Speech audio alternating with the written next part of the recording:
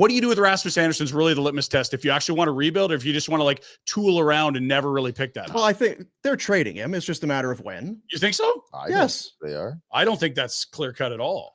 Unless they, you don't think we poo-pooed it, or we kind of broke it down yesterday, this road trip, this rest of this month. And I don't know if it was tongue in cheek or we actually believe they'll only get 2 or 3 wins for the rest of the month. But if they do, then they might start thinking about trading. Right now, they're not but thinking if of trading. They maintain 500 for another 2 months. They're not trading because they can't. And he's got another year left after this. That's what I mean. I'm talking big picture. I don't think that's a slam dunk at all. I think they absolutely can resign him. It's fine if we talk. Yeah, but you can't get a word in. Get in. Yeah. Do you think Rasmus Andersson is going to sign an extension here in 2 years? Yeah, if they're competitive, absolutely. Yep. If they're playing like they are right now, absolutely he does. Yeah, see, I don't think that's the case. I think that's kind of how a lot of people wait. I don't think they wait. If they're interested in keeping him and maintaining this type of middle of the pack thing, they sign him before it gets to that. They'll sign him this summer. If you offer Rasmus $72 million, you think he's going to say, "Nah, I'm good"? Well, I mean, that's $9 million on 8 years. You can overpay him, I guess. You can sign anybody. That's going to be what he's worth if the cap's 120 million midway through the deal. Like it just is. To me, he just doesn't strike me as a guy that's going to be here long term. I don't get that vibe at all. Yeah. I think he's a guy that will be testing free agency. You think he'll go to free agency? I do. Okay. Yeah, I do. I mean, who's gone to free agency that? Well, Hannafin would have. Didn't. They traded him. Yeah. But that's what I'm saying. Who's? Well, that's not going to free agency. That's signing with the team that has your rights. But they traded him because they knew they weren't going to get him signed. That's what I'm saying. Yeah, they offered him a shit ton of money, and he said, "Well, maybe," and then he said no, so they had to trade him. And I think that's the Rasmus. So you think that's a similar spot to this spot that Rasmus is in? Yes. So that's why I'm saying I think they trade him. It's just a matter of when. The problem that I have with all of that, Dean, and I'm not saying you're right or wrong or Pinder, is that then you don't get to keep anyone. If Rasmus Andersson is never going to be interested in just staying here, who is? Well, Uyghur signed. I don't overpaid, was not making anything. Yeah.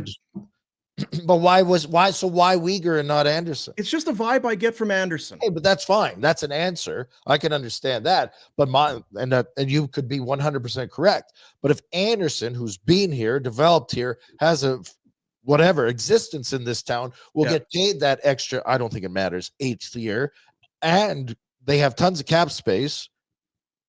If you can't keep him and you're semi-competitive, who can you keep?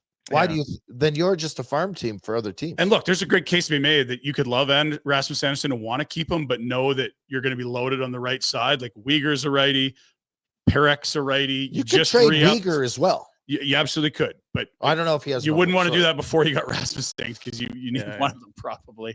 Brestevich is a righty. They just re-up Hall's a righty. Like it's kind of a little clunky. You can play Uyghur on the left, and they have, but it's really a spot where it's really the only area they have a bit of excess. Like they have 2 top pair right shot D-men. So you could just in an asset management case say, we'd love to keep Rasmus. We've already got someone like him who's coming in at less money, who we think's a comparable player. We can turn him into 2 firsts.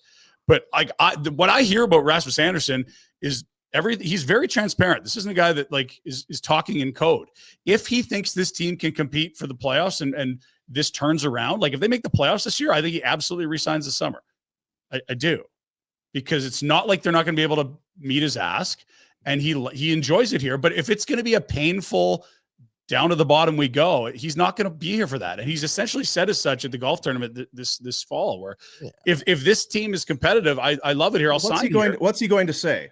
Well, I'm telling you, this isn't a guy that's playing the media. Like I think ask Frank. Like Pinder's believing what he's saying. No, and the people around Rasmus. I'm not saying you shouldn't. I actually think you're right. I don't think Rasmus Andersson is just saying something because the media is asking. No, and I think if you put yourself in his shoes, it makes sense. If this turns and I don't around, disagree. I don't disagree. But what if they don't make the playoffs? Well, then he has to. This summer, they'll say, "Here's a bunch of dough," and he'll say, "I believe in the plan," or "I'm not quite sure." Your point was that he won't, no matter what. I don't think he's staying. That's fine. Yeah, but you should. Again, I also think there's great reasons to trade him and that they might not be good enough to keep him. But I think he's very open to staying in Calgary. The team's got to be competitive. And to this point, it has been this year. Yeah, I just don't think the team is going to suddenly be this, a good enough team where he looks at it as like, yeah, I got a chance to win multiple cups here. We're going on some serious long playoff runs here. I don't see that being the scenario here. And yeah, there's he's a right shot, all this sort of thing, how his age, all that, how it breaks down. Plus, and I don't know, what have you thought of him this year? After the start with I'm looking at people through the glass after I score goals and stuff. How have you felt about his game? And Rhett, I go to you because you're the guy on this. Like, what are you seeing with him? Because to me, haven't loved it. I still think he's a top guy. And I'm a Rasmus guy. I've liked this guy for a long time. He's their second best D at worst. Sure. Yeah. And he's a very important piece because of what they don't have around him. But I mean, they're a strong defensive team. When he and Ball are right, they've been very good. It's been a little uglier of late. I see what you're better than last year. I see what you're saying, and that it's not much better season than last year, in my opinion. He's not exceeding expectations, but I'm not rattled or worried about.